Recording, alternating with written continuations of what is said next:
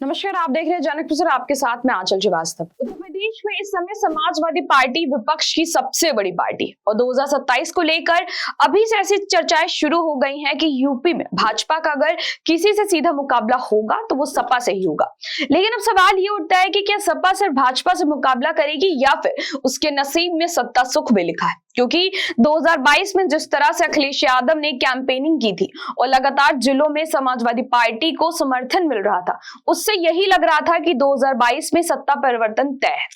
लेकिन जब चुनाव के नतीजे आए तो बिल्कुल अलग थे। सपा को पूरी उम्मीद थी कि वो 2022 में सत्ता में वापसी करेगी, लेकिन ऐसा नहीं हो पाया। 2022 में समाजवादी पार्टी को इसीलिए भी पूरी उम्मीद थी क्योंकि उसके पास पूरब और पश्चिम दोनों तरफ से बेहतरीन सहयोगी थे।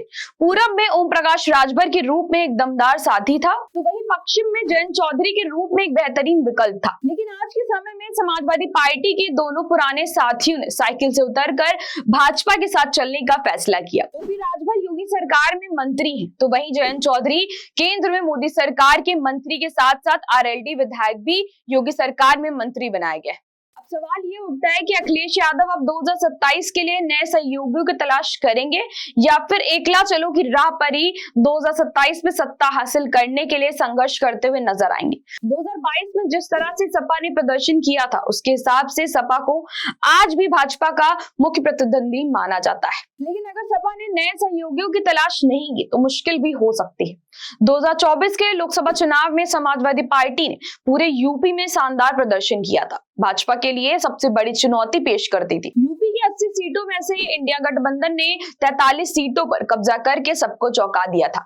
यूपी के राजनीतिक गलियारों में इसी बात की चर्चा जोरों की थी कि अगर सपा और कांग्रेस को लोकसभा चुनाव की तरह ही समर्थन मिलता रहा तो दोनों दलों में इसी तरह की केमिस्ट्री बनी रही तो 2027 में सत्ता परिवर्तन भी संभव है। लेकिन हकीकत यह है कि सपा और कांग्रेस के अंदर खाने कला भी शुरू हो गई है। इस कला की शुरुआत वैसे तो मध्य प्रदेश में विधानसभा चुनाव के समय शुरू हो गई थी, लेकिन दिल्ली विधानसभा चुनाव आते आते इसमें दरार और ज्यादा बढ़ गई। अब सवाल ये है कि क्या सपा और कांग्रेस में लोकसभा चुनाव के दौरान शुरू हुआ गठबंधन आगे बरकरार रहेगा या फिर इसमें गांठ पड़ सकती है। जिस तरह से कांग्रेस के नेताओं की तरफ से बयानबाजी की जा रही है उससे तो यही लग रहा है कि कांग्रेस और सपा का गठबंधन ज्यादा दिन नहीं चल सकता।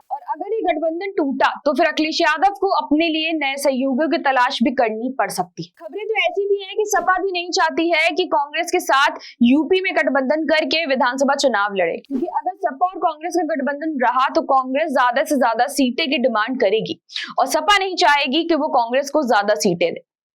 सपा को आशंका है कि अगर उसने कांग्रेस को ज्यादा सीटें दे दी तो कांग्रेस उन सीटों पर जीत भी नहीं पाई तो गठबंधन को नुकसान हो जाएगा और भाजपा फिर से वापस आ सकती है। इसीलिए सपा की तरफ से भी कांग्रेस से गठबंधन जारी रखने को लेकर ज्यादा दिलचस्पी नहीं दिखाई जा रही। दूसरी तरफ कांग्रेस के नेता सपा के बजाय बसपा के साथ गठबंधन की वकालत कर रहे हैं। मतलब साफ है कि सपा और कांग्रेस के रिश्ते कुछ ठीक नहीं चल रहे हैं। लेकिन सबसे बड़ा सवाल यह है कि अगर ये रिश्ता टूटता है तो सपा और कांग्रेस 2027 में अपना नया साथी किसे चुनेंगे।